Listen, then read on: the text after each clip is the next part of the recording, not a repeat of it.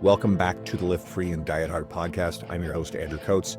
Join me along with industry leaders and friends on a quest to get more people through the gym door and eating and living healthier. Join me where evidence meets empathy while rejecting fitness industry fads and extremism. Let's begin. Charlie Weingroff. It is a sin and an omission that I have not to this point yet had you on the podcast. Big smile, love it. You are, well, in my eyes, a legendary physical therapist, strength coach, and you've worked with pro athletes, you work with the Philadelphia 76ers of the NBA. And if I'm not mistaken, you work with major pro wrestlers, celebrities. You've gotten a lot of positive attention in our world. And we got to first meet when I saw you speak at Raise the Bar 2022 in Orlando. And then I think it was the 2023 Olympia. We got to hang out a little bit, because obviously I'm very good friends with your wife, Allie Gilbert. We've spoken at events before. So it's an honor to have you on the show. That's at the Olympia. I'm sure the line of 8,000 people thought we were just sneaking in, but we had the right bracelet. I'm like, hey, let's just try over here. Let's just see what happens. Very VIP. Yeah. The Olympia is great. I'm going to go back again this year. I had to miss last year because I was at Luca Hosevar's event. All right, let's dive into the fun. I love your takes on this. I'll describe a scenario. Someone feels pain or injures, let's say an arm and a leg, not something, axial. And they go to a physical therapist who tells them to avoid working out and treats them with passive treatments, hands them a sheet of paper, a series of light bedded exercises to do at home. And then, when they come in, they spend maybe 15 minutes with them going around between multiple people. Your thoughts? You have described, Andrew, what I would just consider very traditional commercial physical therapy. That is a very rank and file, good, probably the best way. If I owned a number of those facilities, the best way to turn a big profit in at least in American commercial physical therapy. I know I should assume a lot of folks follow you in Canada. I don't think it's terribly different given my no longer, but at least 2 months out of the year would be in Canada. As well as just a lot of folks that it's all one big family. We're all North American, but Absolutely. But yeah, that's obviously it's very easy to condescend to that approach. But before I do that, I would put it into perspective that if there was an analogy or analogous environment where I personally may fall prey to that. And that's what that is. That is entirely predatory type of business practice. And it's shameful that it's in healthcare proper. But I don't know very much about cars. And I do know that I'm not going to pay $1,500 for a flux capacitor, even if my truck can drive 88 miles an hour. I don't know much more than that. So if we go down this road of objective negativity, that's one of my core values. Objective negativity. That means you're allowed to be negative, by the way. It's not about the person falling for it, because if you don't know, you don't know. And one of the major pitfalls, in my opinion, of commercial physical therapy is that in the 80-20 rule, 80 people out of 100 are still going to be somewhat better to the point that they're satisfied. So it doesn't ring the bell, because most people that are, not all, of course, we can always go by 80-20, that are engaging in that level of healthcare, they don't really care anyway. And their standards are probably not very high to begin with, number one. Number two, they're really just going because someone told them to go. It's not because it's like you go to a doctor and your nose is running and they give you a Z-Pack and you go home. And in that entirely allopathic approach to healthcare, the Z-Pack will work 100% of the time. Like, that doesn't mean your body responds in this 100%, but that's way better than an 80-20 rule when you take a medicine. In our minds, we take medicine and something always happens. I would say medicine works 100% of the time. That doesn't mean it works for this one individual in that environment, but medicine works. But that's not how physical medicine works. And there's this significant level of effort that's required. And that is where that commercial approach dramatically falls short. But because the body will generally heal on its own, then there's an addition sign. Plus, most people will even lower their already low standards. Andrew, I just got a bad shoulder. Like, I'm sorry, I can't do that. I can't do that activity. So when you put those two things together, that gives a lot of life and a lot of legs to those types of things, all of which may, everything is in context. I think of the things that you mentioned, the passive therapies. Passive therapies are very, very good when put in the right context. One therapist working with 10 people. I literally at one point sat across from a table of a physical therapist in Philadelphia who he thought that he could not provide a better quality of care if he saw 10 people, which he was doing at a major commercial place, NovaCare. I don't mind saying it, just a horrendous type of, the place that you would describe here, where you just see lots of people. It's all corporately driven, et cetera, et cetera. He would do the same if it was one-on-one. And there's a good chance he was probably right, because he was such a limited, poorly skilled therapist. So that's outrageous. But passive modalities, thermal modalities, if they set you up for the next thing, which would have more substantive adaptation in the recovery process, then of course there's nothing wrong with those things. But whether it's manual therapy or a thermal modality or some type of device or whatever that you don't generally participate in an active way, I would say something really good may happen in the short term, but it won't last. So I would be the least condescending to that component of the environment that you described. But yeah, that's very unfortunate. But I'm sure there's also a lot of other analogies within healthcare that would be very, very similar, where maybe a physician may see you for a few minutes and then leave. That being said, there's a good chance that physician did have the amount of information to just give you medicine. So that in itself, like, you thought you wanted him or her to talk to you, but they didn't really need to. So I don't know. I'm sure there's tons of other professions or situations within healthcare that would be very, very similar. But maybe the other thing I would say is this piece of paper that has a bunch of nonsensical exercises. Again, if the patient doesn't know, they should not be faulted, and they should not be made to feel that they were somehow, not attentive to their body, cheap, because the alternatives usually are far less convenient, in particularly in a financial status. But even when you're in rehab, physical therapy, whatever you want to call it, as long as things are pain-free, which they should be, to be engaging in earnest strength training, progressive resistant exercise, it has to be hard.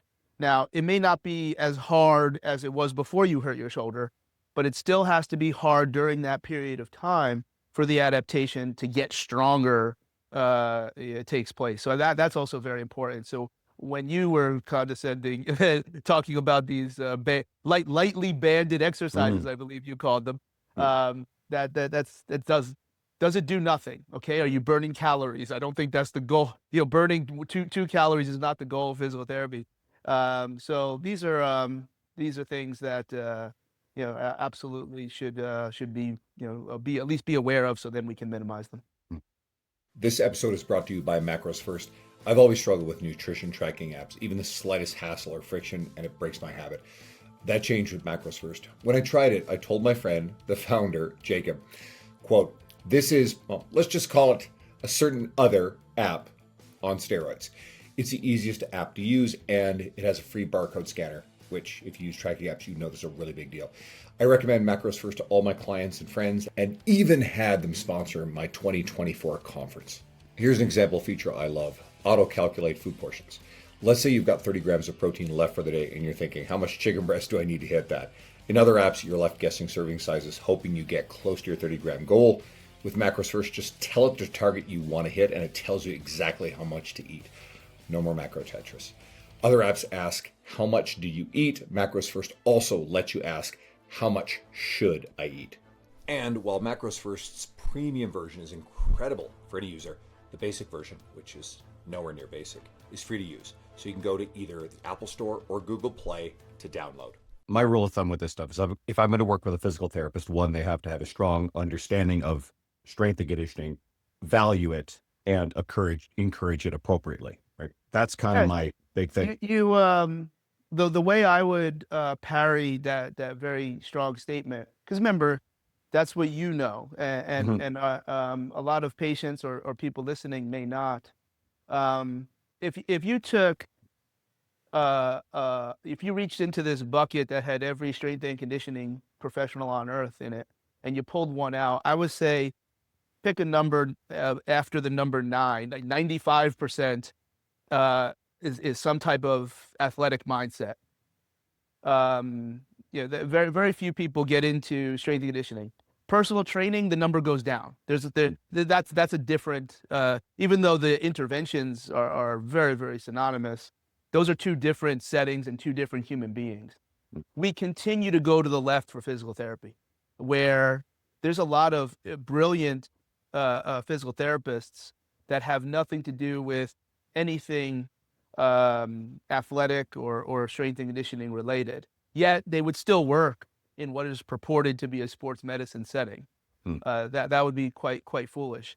So that's very true, where what you're looking for is not common enough that you have to look for it. Like you have to be very, very specific. And also keep in mind that in that make-believe bucket of physical therapists, where at best half had some type of athletic or strength and conditioning mindset for themselves, much less other people, there's physical therapy specialties or environments that have nothing to do with what this podcast is about. People with neurological disorders, pediatrics, where I have significant training, all different, electrotherapy alone. There's all these different specialties that probably would not have any reason to value this type of skill set in a physical therapist. You've got someone dealing with back pain, super common. How do you talk to them about their back pain? And I'll frame this up. What are you telling them about the nature of their pain and injury? And do you want that person to get an MRI? Okay, I'll start with the second piece. Do I want them to get an MRI? Is this patient going to stick with me, if you will? Are they committed to working with me on a regular basis, or are they just coming, one time to hopefully, kind of rev up the engines and take off on their own? If they're going to stick with me, then absolutely get the MRI. 100%. Like, why would I not want the MRI? It's information that lives in the ether. Why would I not want to know this information? Now, if I don't trust how that information may be disseminated to that patient, because I'm not the guy, I'm not the one. I'm somewhat of a manager in how I handle patients. I don't have like this long schedule and random people get on my schedule like these commercial outfits. Sometimes people already have the MRI, which is actually not a bad thing, because then I can take somewhat control. Again, as a manager, we should have control over this situation to get the result. But sometimes the answer is either one, because depending on the level of severity, the MRI may not change what we're going to do. So let's just leave it alone and not run the risk that the pathoanatomy, like what the MRI is not lying. The MRIs don't lie. They don't always tell the whole story. So we're going to see things that would often give a surgeon 100% warranty to perform a procedure ethically, except that's not their problem. So we would go through, and the way we would get to that, and now, kind of going out of order here again, the way I'm going to frame this communication around someone's back pain, which is the same way I would do for everybody else, which kind of goes back to what I was alluding to. I don't know where the solution is. I care about 3 things. I care about what the patient says. We're going to fill up the whole whiteboard, maybe on my Instagram, the old versions, like we would have all this stuff on the board. I want you to tell me everything. There's going to be a clue in there somewhere, not only maybe to change the acute symptoms, but how we got there. Or maybe if we don't, hold on, just tell me more. Tell me, okay, you had how many C-sections? Okay, got it. Okay, because in that patient's mind, it may have nothing to do with anything, and then that might give me this very educated hedge. Number two, I care about what the patient does. That's the physical exam. Sometimes we need to go no further. But in many cases, I care about what the patient says, I care about what they do, and the truth. And the MRI or imaging is the truth. It doesn't lie. It just doesn't always tell the whole story. And there's always going to be a red thread somewhere in those three categories. And if there isn't, then perhaps we just need to ask more questions that can be verbalized, that the body can tell us, or other types of imaging. Because it's very, very realistic that somebody comes in and says that they have pain going down the back of their leg. They can touch their toes. That's very reasonable. I have this thing. Sciatica would be what a general population person, and in their mind, it has everything to do with what they think, because that's what pain is. Pain is what you believe it to be, which is not wrong. But like, okay, so they've been coerced in some way to believe that there's something wrong with their disc, and it's the nerve isn't, and that's why. Well, if that was the case, they wouldn't be able to touch their toes, because the compression on that nerve root would be, you couldn't get longer. You just maybe they can both bend forward very, very well and bend backwards and twist. So maybe their issue isn't really what they say it is. Like they like, maybe if somebody came to me and said, the first thing I would almost always say is, okay, how can I help you? And maybe they're saying, well, I have a herniated disc in my back and it's causing pain down my leg. I would say, oh, how do you know that? And I'm going right at them now. But of course, I'm going to always try to communicate with empathy, but I have to gain control here, because until I know that they have this, and usually somebody that can comfortably tell you that probably doesn't have that degree of pathology. So now there's this inconsistency perhaps of what they say and what they do. And then when you image them, their spine looks completely normal. Well, then what in the world can cause pain down the back of their leg, still allow them to bend forwards and backwards, where we're opening and closing the facet joints in an aggressive fashion in terms of range? And the truth is that there's nothing wrong with their back that would explain this pain down their leg. It doesn't mean there's no pain. It doesn't mean there's nothing wrong. So then, as a good therapist, we should go through this catalog of, okay, if it's not the disc and the nerve root related, what could it be? Well, would it be other types of things? And in this case, it's very easy to think of, if we look up the trigger point referrals to glute minimus and glute medius, it looks just like L4, L5, and S1 radiating down your leg. That would be a perfect reason as to why they could touch their toes, and the spine doesn't show any type of pathology. So we would, again, though, take that model to anywhere in the body, what they say, what they do, and the truth. We don't always need the truth if we feel very confident in what they say and do. But the answer to that second piece, again, would I, ask for an MRI? Other times, Andrew, when if there has been symptoms for longer than a certain period of time, I would say that's the rules. You've had pain for 2 years. Let's make sure that it's not something horrendous. Let's make sure it's not something that really, maybe doesn't, physical therapy isn't the solution for. Years ago, I consulted for your country's special operations up in the northern part of Ontario. I had to get there. In the morning. It was dark as all whatever, and somebody came to meet me at and it would be somewhat similar if it was in America. But anyway, and I just consulted for 2 days. We did some presentations, and they put some operators. And the dude had pain in his shoulder for 2 years. And in my mind, it was consistent with a labral tear. And I'm like, you should get MRI. And it was this, now remember, this is a special operator protecting a country. 2 years. and they don't know, they don't have a diagnosis, and he's been dealing with the pain for 2 years. And I don't know if he was the chief physician or whatever, but there was a physician in the room, and he barked at me and he said, "Do you want to order it?" I said I would. I told the gentleman that if he wanted to come to America, I will pay for his MRI. So if it goes on for that long, the other time we also need MRI is when there's a strong opinion, and it may not be an MRI, but it would be a referral, when there's a strong opinion that the pain is not consistent with something musculoskeletal. There are many organs that can refer pain that look a lot like musculoskeletal pain. And of course, there's some other telltale signs, like you can't really wiggle out of it, maybe worse at night at a significant level. These things are ugly. These things are not happy to talk about.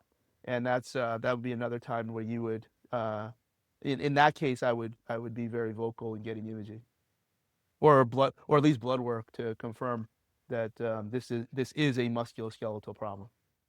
This episode is brought to you by Just Bite Me Meals. I work long days and I won't compromise my client experience or sacrifice my workout, sleep, or nutrition. So I needed a quality and reliable meal prep service so I could save time on cooking and shopping and have more time for the stuff that matters.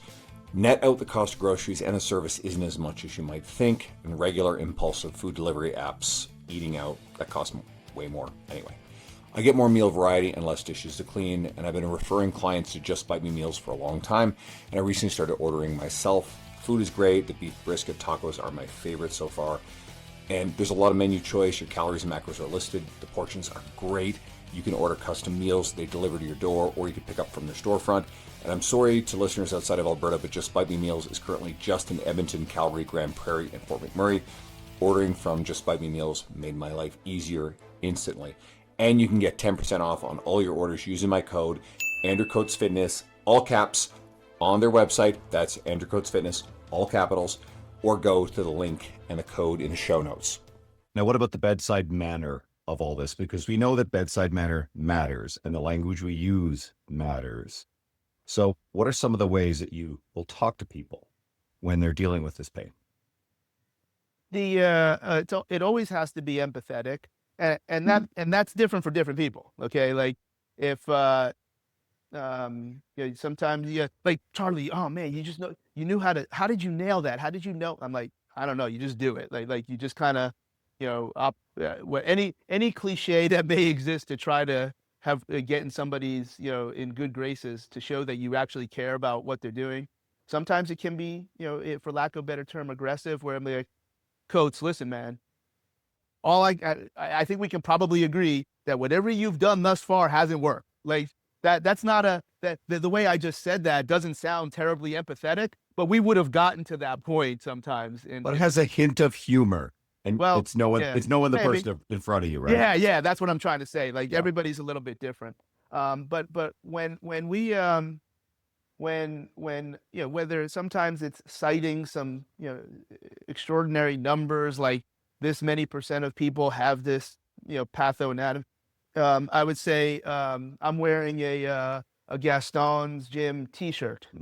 That is completely irrelevant. It is a fact that is completely irrelevant. The likelihood that any of my responses would be any different is next to zero if I was wearing a baseball shirt like you that has a white middle and dark blue arms. It's completely irrelevant. And that's how I start to position when they do have the MRI and they're convinced that this is doom and gloom and they'll never get out of this.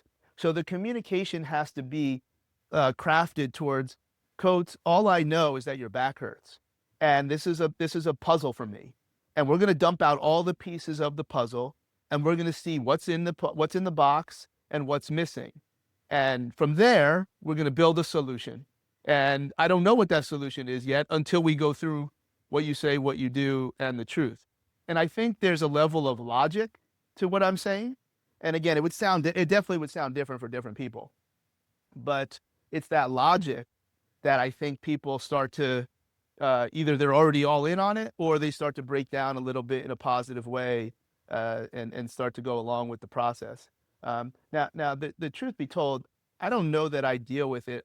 It's not never, and just given the logistics of the, how I'm not the least expensive, like the commercial outfits that you were alluding to earlier. So most of the time, when people are traveling, or paying more than what it would be for a convenient amount, they're usually kind of there's a vetting process. For instance, I don't have to really kind of shake them up, but and it wouldn't be as required if their mind is open, that the only thing we know is that your back hurts. Yeah, I have a slide. I might be able to even show it if we really want to, because it's on my desktop. I think back pain that goes down your leg has 16 different diagnoses that would all require different interventions. But now that probably goes beyond the scope of the philosophical Yeah, conversation, right? We're getting But really I might say that. I might say that, and I would say it like dismissively, like, how do you not know that kind of thing? Like, well, look, one thing we need to know is your pain that you're describing, could probably be like 7 or 8 different things. And maybe an MRI would help us understand that, but we're not doing that right now. We're gonna kind of check these other 2 boxes first: what you say and what you do. You probably don't get this particular type of population, but are there people who sometimes come in, they're married to the idea that they've decided for whatever reason that they have a specific injury, but it becomes almost part of their identity and the limitations become part of who they are? Absolutely. Yeah, I mean, absolutely. Be careful when you take away someone's pain, because that's who they are, and it's how they figuratively introduce themselves to the world, and it's a very powerful thing. And that's still not that it can't be modulated, and it's not that it can't be modulated with somewhat traditional approaches, because then there's a whole nother category where traditional approaches will not work because the pain, it begs a genuine scientific explanation of what pain is, and it's not in your knee, it's not in your back. Now, this is where you have to get really, really careful in how you communicate, or how I might communicate to someone, because pain is in your brain, it's in your head, and that doesn't mean you're making it up. And I would be very, very quick. But at the end of the day, pain is what you feel. If I were to describe pain as something that has another word, I'd call it an emotion more than anything. Put it this way: if I give you a narcotic and your pain goes away, where did the narcotic work? The narcotic didn't go to your knee. And in fact, the way your knee tells your brain to hurt has nothing to do with your mouth. You don't say pain. That's a different process. Pain is just what you say.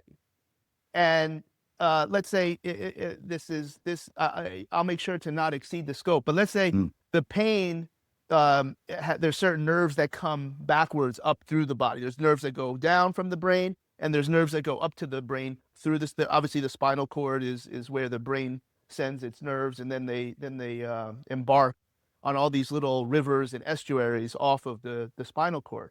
So your knee sends a signal that I don't even know what's going on here.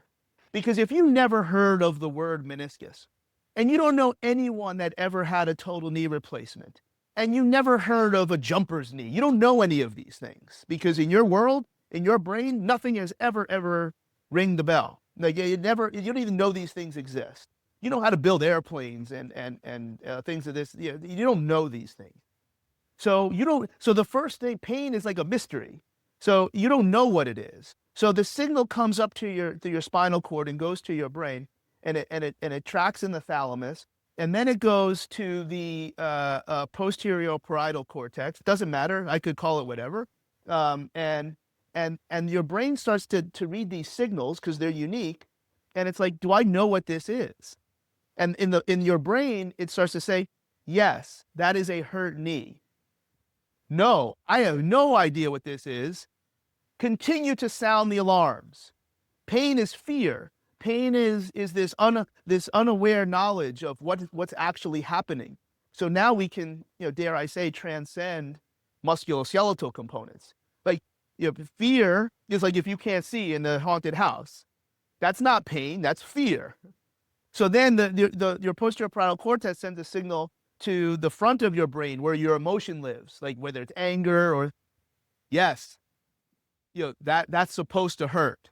And then the areas that talk and they create words say pain. That's how this works. So if at some point from the posterior parietal cortex, before it gets to the emotional centers in the front of your brain, if you're if you're like someone that is incredible mental toughness, or your environment demands that you don't look soft, which may or may not be true. Obviously, I'm talking about settings where I've been in the military. You don't say pain. It doesn't hurt. And versus, I won't get into anything that's potentially insensitive, but without a doubt, gender and nationality and geography, like we can envision certain areas of the world, where, they're tough. Whereas in other parts, oh, me duele, when in fact, neither of them have any type of pathology. I've seen Marines ruck 40 plus miles with their foot slapping on the ground, and they're, no, I'm fine, I'm good. And they still finished the ruck, and then perhaps had surgery, a short time later. Because in their brain, it wasn't a bad thing. It wasn't this unknown, and it wasn't something that they knew to be bad, because in that culture, then there's no problem. So that is I'd be lying if I said I've never even gone that deep with somebody, because it's all this who's in front of you. But pain is not in your knee as much as it's in your brain and in your knowledge. Because if you didn't know, then you wouldn't have any you wouldn't have any reference for pain to exist. You have to have this knowledge to bounce it off of something. That's why it's crucial that MRI is communicated in a very, very proper way. And it's also why the danger of diagnosis by internet is because now, if 10 people that had back surgery and they all do bad, they're all miserable with canes and walkers, don't ever get back surgery. It's in here. It's stuck in there, that any combination of the word back surgery is going to be this environment that you see in these 10 other people. That doesn't mean people are making it up. In no way, shape, or form is anybody making up their pain. Now, there's a group of clinicians that would go even further, that pain is only in your head and it's irrelevant. Really? I mean, how about I take a sledgehammer to your knee like Triple H and see what happens, and how you're telling me pain is only in your head. It's completely ridiculous. But at the end of the day, in these chronic situations where the anatomy is not relevant, we have to run this pain science approach, and you can help a lot more people than less. One of the things I always think about is, if someone comes away from, let's say, a doctor, maybe it's some sort of other allied healthcare professional, and they're told that they have degenerative discs, something degenerative. Well, guess what? We're both past that age where we are literally degenerative. Everything's fucking degenerative. So, but that label can probably create a lot of fear around movement. And so, like, basically, you've just been explaining that all this stuff requires a tremendous amount of context to the individual as well. So I'm not concerned about, if someone has something degenerative, because that may or may not actually limit what they're capable of doing. And in fact, if it limits what they do, then the degeneration is going to manifest worse, because they're no longer strengthening or buffering against the eventual age-related decline. Yeah, and if a radiologist says it's degenerative, they're not wrong. But that's also where I would say, like, all right, Coates, go get the MRI. If you have to go back a second time, just wear your noise canceling headphones. Just yes the doctor to death. We will look at it together. Or of course, if I know that you do have a physician that is going to communicate safely, that's a major thing, and it's very polarizing, particularly with the utility of MRI. So you mentioned Triple H. Hey, I just had Joe DeFranco on not too long ago, right? His trainer. But I know from following a lot of sports that pro athletes, pro wrestlers, anybody who's in competition, they're not perfectly injury-free, pain-free. I would even say most of the time. A lot of them are working through some degree of this. Um, is I assume that's true. What proportion, maybe, do you think, on an active basis, are able to continue to play yet they have some sort of nagging, ailing thing? And then, is this analogous to the general population? Because earlier you made a comment about people effectively shouldn't be in pain. I don't think those are your exact words, but you don't want people in pain. But what is a reasonable expectation for the experience of pain and living a normal life with some type of injury that, well, let's call it a chronic injury? Yeah. It's an interesting question because I might have to divert and be like, the answer to that question lives in what's the intelligent threshold for the positions that they should be in and the load that they should be in. At which point your pain makes perfect sense. It's a genuine thing. Okay, this is how we can approach this from a musculoskeletal level. But that's just one. Musculoskeletal would basically be orthopedic intervention, which should not preclude medication in the right situation. I'm not against medicine like other people are. It just has to be used intelligently and not, just is not the only answer. But there's also other ways that can modulate, because pain is this nervous system thing. It's always a percentage, if you will, of what's biological, but what's also psychological and sociological, as I was talking about before. Nutrition has an impact on the nervous system. Sleep has an impact on the nervous system. Obviously, talk and words, psychology has this impact on the nervous system. So you have to look at all of those things to best answer the question.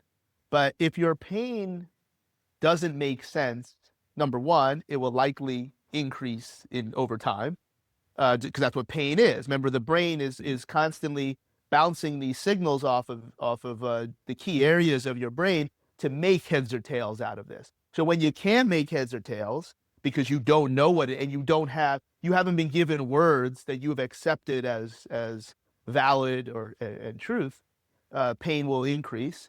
No differently that if you were like scared or like that's pain. Sensitivity increases when your nervous system is not in this settled and very optimal state at times. So that's very, very important. And then secondly, what is without this puzzle being laid out, at least on the table, you may find that the only reason that this is happening is not because of the anatomical diagnosis, but because the loading and the positions, which would be somewhat similar in theory here, are exceeding what you are actually capable of doing at that moment. And you're feeding this nervous system's process, as well as potentially creating a larger percentage of the musculoskeletal component being the problem. That you will need a knee replacement. You do need back surgery. I mean, that I think in these types of topics, of course, it's okay to not feel perfect. I mean, that's just the nature of what this is. However, it is equally as absurd and ridiculous to think that, oh, I don't take any medicine. Okay, good. Tell me how your knee hurts. Let me know. Let me know how that works out for you. And to think that that surgery is absolutely, no, I'm not doing it. I'm not getting MRIs because I'm not getting surgery. I'm like, hey, I don't think I'm gonna be able to help you here. Thank you. Hey, no charge today. Don't worry about it. I mean, that's also ridiculous to think that. Now it's when those medical interventions are used more recklessly than I would think that they should, then that's a problem. But to think that you would never ever need this, twice in recent times, and also many times, because like if you look for these things, you'll find them. If somebody can't hold up their big toe when you're looking at this back pain, type of what they do, in terms of that is an immediate call to get surgery. And at times maybe they'll get an injection right away, and if that, or they'll take a prednisone dose pack, which if that does not clear the inflammation on the nerve root, that is typically, we get an MRI right away, and most of the time that's surgery. To think that that's not, oh no, you need to work. No, not when you can't hold up your foot anymore, and every step you take is slapping the ground. So while it's interesting and fun and hopefully enlightening to some to hear that, oh, so this pain might, oh, so that maybe explains why some days I feel really, really good. You know what? I looked at my Aura ring and it's shit. Like when I sleep better, my back doesn't hurt as much. And there's some really genuine science to that. And that might be enlightening to a lot of people. But that does not mean that we're putting surgeons out of business. That's asinine. To think that, oh, I'm just going to hold off and I'll keep bouncing around to these different bogus therapists and trainers. And I would just say, how's that working out for you? Because you just told me your knee still hurt. So it's everything. We rule out zero solutions until everything is relevant until proven otherwise. We will rule out zero solutions until we have all the information. This is probably far too general, but is there anything else about a reasonable threshold that people should feel unconcerned about in terms of, like, we throw it around, the pain has been a big topic conversation, but discomfort, hey, I have a diagnosed chronic injury. Let's say I don't know exactly what's going on in my left shoulder. My left shoulder's not 100%. Some really smart people I know think it could either be some type of rotator cuff tear or a labral tear. I'm able to work around it. I'm generally not in pain most of the time, almost ever. There's a little bit of movement restriction. I'm able to train around, no problem. There's a few things I can't do. And I'm at peace with that at 47, for, as an example. I would say keep having a go at it. And the moment that you feel that you're no longer satisfied, like whatever the last little phrase that you said, I'm okay with it. Then we need to intervene a little bit. There probably is also a middle ground. Working around it does not necessarily, my interpretation of that is we're not doing anything specific for it. Now, not every pathoanatomy will be responsive to conservative approach. Like I mentioned before, cortisone shot is a medicine. It should not be, discarded. Like it should be discarded when it's a dumb thing to do. There are times where it is a very, very intelligent thing to do. So it's not too general to answer at that level, but you could be wrong, and I would not know that. And then how would I communicate? Maybe you're sitting there and I'm going to slap your thigh because we're both buddies. And I'm going to say, hey, look, I have no problem with your approach to working around it. My concern is that there's a little bit more going on here. So if this does take a left turn at any point, please, just get this image, please. Because also too, Andrew, my role, I believe, is my job is to tell you what I think will happen next. It is not to make decisions for you. And that's where a lot of healthcare and some of these things that are polarizing, like medication, MRI, and surgery, is because healthcare providers are practicing their will on your body. That's not what I do. My knee feels great, man. I don't worry about you. You came to me for my advice until it becomes, well, Charlie, if it was your son, what would you do? I'm like, okay, if it was my son, this is what I would do. All right. And next question. That doesn't, I don't make people do things. The only time I won't work with them is over time, certainly if they're not pleasant to be around, or they take advantage of some of the resources. That has happened, unfortunately, where I get them into the best surgeon in New York City, and in 4 days, and they want it in 3. Okay, you're done. Like we're not and then then they're running their mouth. So but again, there's the way you described it, have a go at it and keep driving hard. But sometimes, I'm not going to stop you from doing that, but I may give you some language to not throw caution to the wind. Fair. Okay, a little bit of a pivot for the last question. So when I first met you, you did a presentation on the interference effect that raised the bar. Oh, yeah. So, and this pops up here and there, and I think it sometimes causes confusion. So is this something that the average person, because again, I think most people are just trying to be healthier. Yes, they want to improve their cardiovascular stamina. They want to put on a bit of muscle. They want to live a healthy life. They're probably not Olympic stage or, Olympic medal podium aspiring people. For the everyday person, is the interference effect, and I guess you could explain what it is too. Yeah. Is that really a concern? Probably not. Yeah. And probably. where is it? Where is it an issue? Explain it first. Well, first and foremost, hopefully this is not too general. If you need me to go deeper, when you train in a particular way that's valid to build tissue, hopefully it's muscle, but it doesn't have to only be muscle. Let's just say connective tissue. There's a very particular hormonal response that allows this growth to happen. Okay? On the opposite side, if you use valid training methods that would mobilize internal resources like burning fat, it's a different hormonal response that allows you to catabolize, like to lose tissue, which is, when done in the right way, of course, you can target certain tissues. I stop myself because it needs to be intelligent. Yes. So the suggestion, not a suggestion, the interference effect would remind us that when those two hormones are circulating at the same time, they cancel each other out.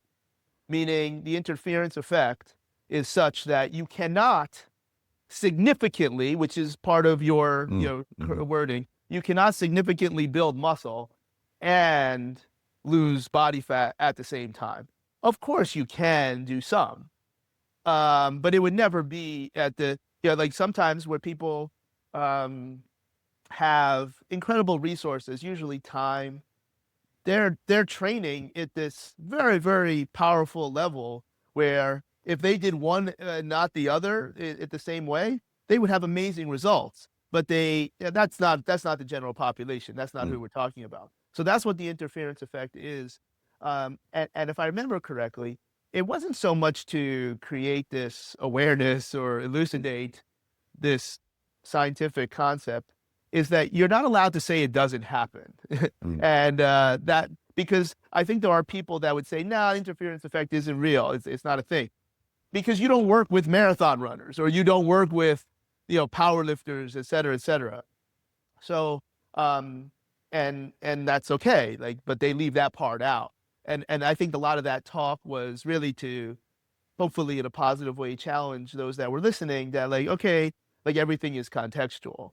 And so no, I don't think that the interference effect is something that needs to be a useful thing, but you're not going to win a bodybuilding contest and take advantage of the interference effect, and you're also not going to win a marathon.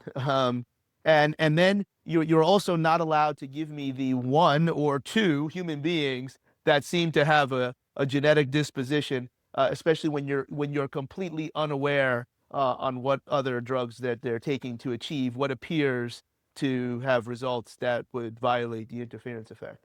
So what about because it's often spoken of in strength training versus cardiovascular energy system adaptation. So strength training adaptations versus especially endurance cardiovascular adaptations. And oftentimes I see people talking about separating your training for those.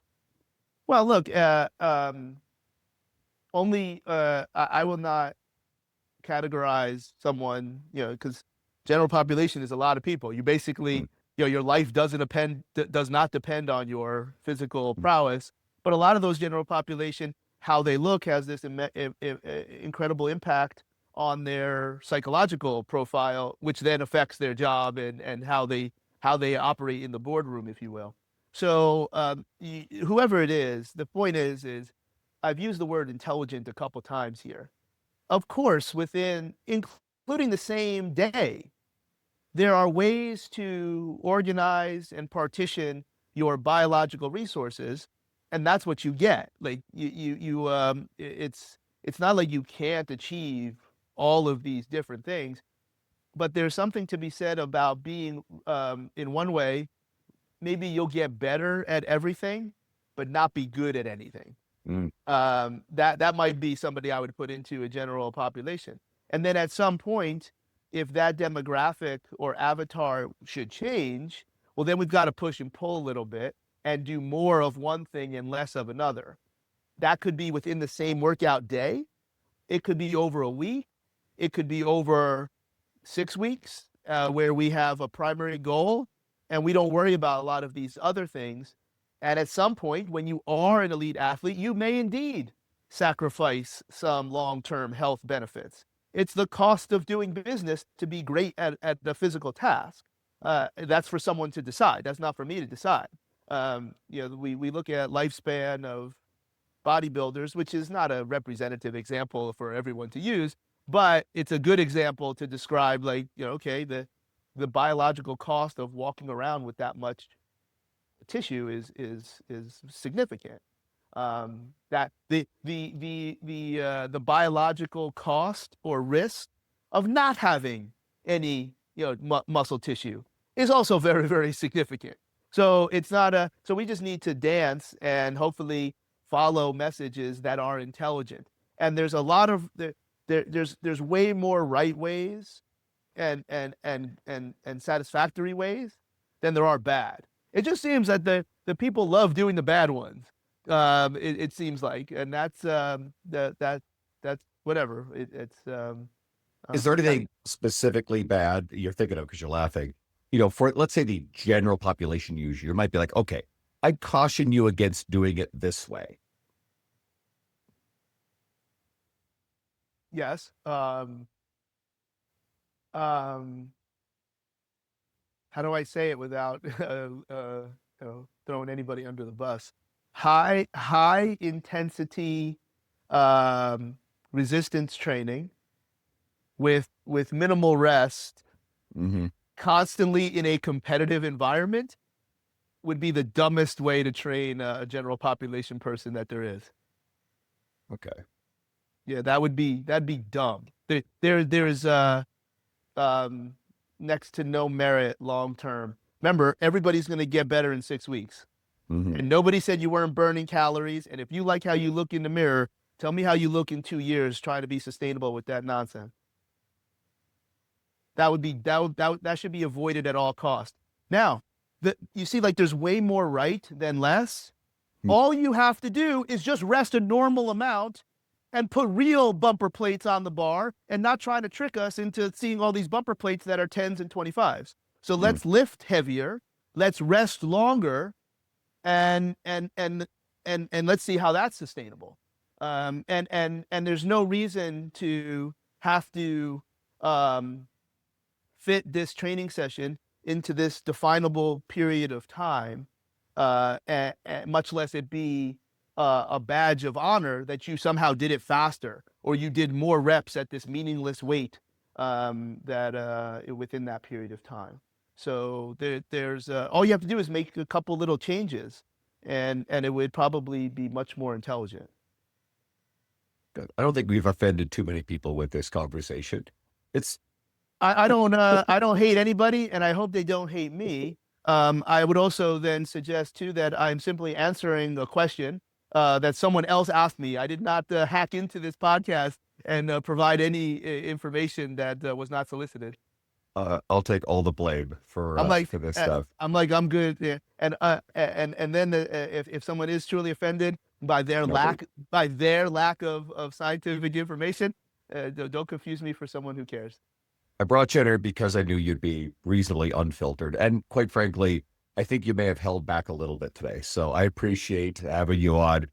Everybody can find you on Instagram at @Weingroff. Is there anywhere else you want to direct people? And I know that you recently jumped on with some of my friends at Spoken Nutrition. So I've been talking with Jordan Boxer, and obviously Jordan Shallow's involved in that. So where do you want to send people? CharlieWeingroff.com is my website, and you can get to all the different media avenues from there. And we're very excited about Quench and Spoken, and that's there's a lot of history there with previous iterations of that brand. So that's very, very exciting. Depending on when this podcast releases, I still have one more summer presentation. I think it would be like August 15th or whatever that Saturday is in Providence with Perform Better. But no, it's always available. Again, if I held back, it would only be because I am very sensitive. As right before we went on, a lot. I'm like, this is your audience, this is your podcast, and I hope that my voice and explanations are at least commensurate with your listeners. So if that means I held back, then that was my intent. But that's I don't know. I will credit everybody who's listening with being nuanced, intelligent, and willing to take different ideas, opinions into consideration, absorb, let those things filter around in their brains, and then make good decisions for themselves based on, well, their own goals, and in the case of the coaches, the people that you're working with. So I trust you guys are smart. And even in any type of space, when that is the initial sense is one of offense, I would say, because this is how I would try, and I'm sure I fail a lot, is hit pause. Don't hit send on what you want to say or how you feel, and be like, hey, is this person saying this to genuinely hurt me? Or is this person perhaps know something that maybe I don't know? Knowing that I don't have to listen and I can just discard this, and then we can talk about Disney, and we can talk about wrestling, and we can talk about the Justice League right there. So that's I think that would, our profession is remarked by this tribalism. And there are some really dumb things. There are some horrible, stupid things. I mentioned one. I could probably mention 3 or 4 more. I won't. But it just seems that people, there's this nature of lone wolf or this mercenary type of nature that people love doing stuff that they know is they're not supposed to do. And that there's incredible gravity to that in any, like, you want to be this rebel. That's the word I'm looking for, this rebellious, we're the renegades here. And I'm like, yeah, good luck with that. And you mentioned Disney, because I know you're an absolute Disney diehard fanatic. So Disney World, every chance you get, right? Every chance. Yeah. I'm there more than most people. Awesome. Charlie, you've been a joy. Thank you so much. Right, man. I hope you guys will dig into Charlie's stuff. He's been doing this stuff for a very long time. There's a lot of smart wisdom there. So thanks, guys. Tune in next week.